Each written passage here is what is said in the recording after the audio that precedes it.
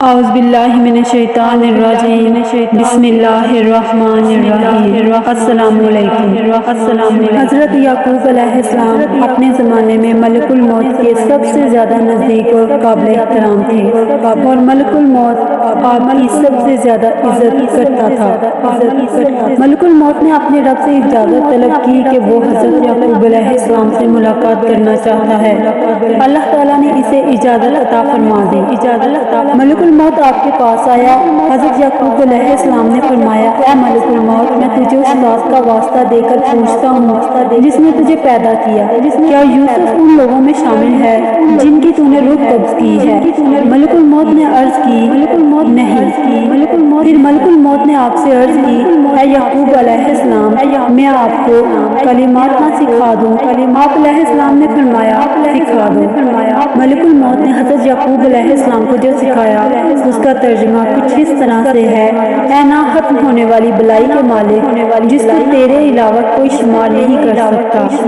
حضرت یعقوب علیہ السلام نے اس رات یہ دعا مانگی، ابھی فجر طلوع نہیں ہوئی تھی کہ آپ کے چہرہ اقدس پر قمیص رکھی گئی اور آپ کی بینائی واپس لوٹ آئی۔ اس وقت آپ نے جو فرمایا اس کا ترجمہ کچھ اس طرح ہے، آپ نے حضرت مسرت سے کہا، دیکھو کیا میں نہیں کہا کرتا تھا تمہیں کہ میں جانتا ہوں اللہ تعالیٰ کے بتانے سے جو تم نہیں جانتے۔ انہوں نے کہا، اے ہمارے باپ، ہمارے گناہوں کی مغفرت طلب کرو، بے شک ہم خطا کار تھے۔ فرمایا، ان قریب مغفرت طلب کروں گا تمہارے لیے اپنے رب سے۔ ایک روایت یہ بھی ہے کہ ملک الموت کو آپ نے خواب میں دیکھا اور اس سے پوچھا، کیا تو نے یوسف علیہ السلام کی روح قبض کی ہے؟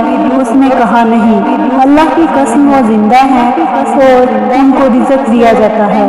اور روایت کی جاتی ہے آپ نے ملک الموت کو دیکھا اور آپ پہلے بھی اس سے مل چکے تھے، تو ملک الموت نے آپ سے کہا، اے پیکرے سب، تم پر سلام ہو۔ تو آپ کا جسم مبارک کانپنے لگا اور عذاب پھڑانے لگ گئے اور آپ نے اسلام کا جواب دیا۔ پھر آپ نے ان سے کہا، تو کون ہے اور تجھے اس گھر میں کس نے داخل کیا؟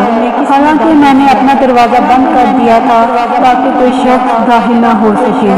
میں تو شکوہ کر رہا ہوں اپنی مصیبت اور اپنے دکھوں کا خدا کی بارگاہ میں۔ ملک الموت نے آپ سے عرض کیا، اے اللہ کے نبی، میں وہ ہوں جو اولادوں کو یتیم کر دیتا ہوں، بیویوں کو بیوہ کر دیتا ہوں اور گروہوں میں تفرقہ ڈال دیتا ہوں۔ آپ نے فرمایا، تو ملک الموت ہے؟ اس نے کہا، جی ہاں۔ تو آپ نے اس سے کہا، اے ملک الموت، تجھے اللہ کی قسم دیتا ہوں، تو مجھے بتا، کیا تو اس کی بھی روح قبض کرتا ہے جس کو درندے کھا جائیں؟ اس نے کہا، جی ہاں۔ آپ نے فرمایا، مجھے بتا، کیا تو روحوں کو ایک ایک کر کے قبض کرتا ہے یا اکٹھا قبض کر لیتا ہے؟ اس نے کہا، میں ایک ایک کر کے قبض کرتا ہوں۔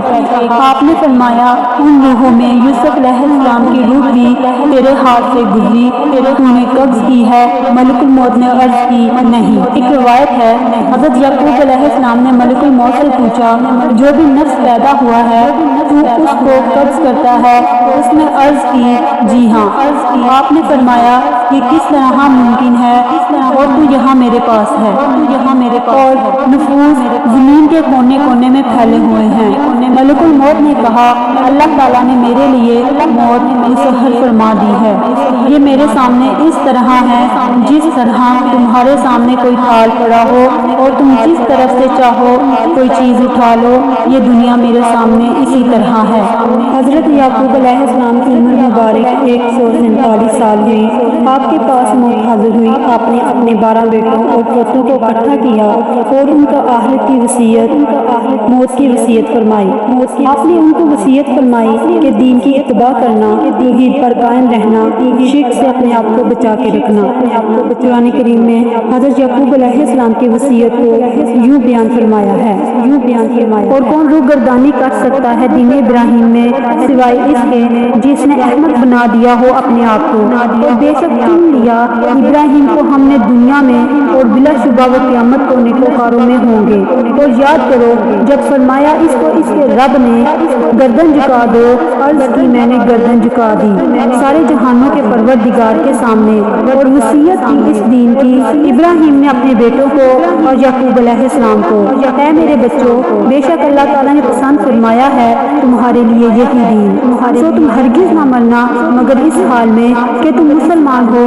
بھلا کیا تم اس وقت موجود تھے جب آ پہنچی یعقوب کو موت، جب کہ پوچھا اس نے اپنے بیٹوں سے کہ تم کس کی عبادت کرو گے میرے انتقال کر جانے کے بعد؟